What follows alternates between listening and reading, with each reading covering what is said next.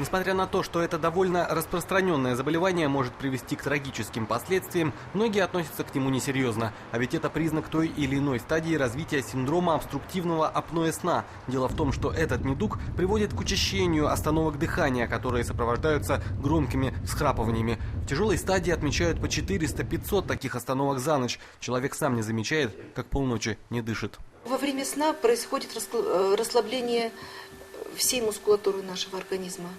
И в частности происходит расслабление структур дыхательных путей. Синдром обструктивного апноэ сна – это состояние, характеризующееся наличием храпа и нарушением воздушного потока на уровне глотки и дыхательных путей.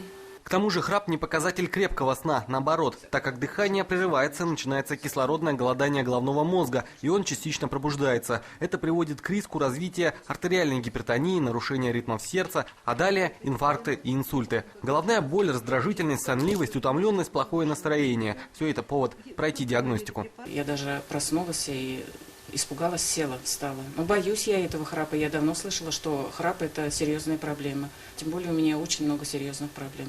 Этот небольшой удобный датчик, похожий на наручные часы, отправится домой вместе с пациентом. И пока человек будет спать, электронный прибор зафиксирует все необходимые врачу показатели. При этом опытный врач учитывает историю других болезней, чтобы выбрать правильный курс терапии.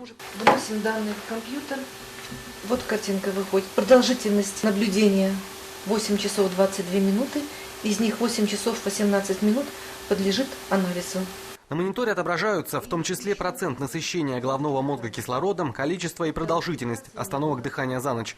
Их должно быть не больше 5. Остановка дыхания более чем на 10 секунд, также отклонение от нормы. Все это поможет провести обследование, которое доступно теперь и челнинцам в медицинском центре Лекон Плюс. Вот сюда только и пришла. Нет, я нигде, я везде позвонила, только здесь. Если вы храпите, у вас отмечается громкий прерывистый храп.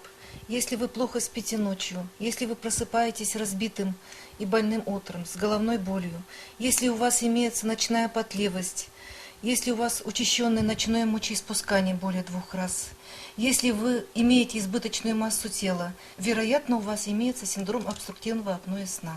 Методы лечения зависят от запущенности болезни. На начальной стадии это рекомендации по питанию, упражнения. Далее уже советуют специальные приспособления для носового дыхания, которые производятся по индивидуальным заказам. Медикаментозный курс и СИПАП-терапия. К слову, Лекон Плюс сотрудничает с Московским центром сомнологии, специалисты которого проводят консультацию и при необходимости присылают оборудование.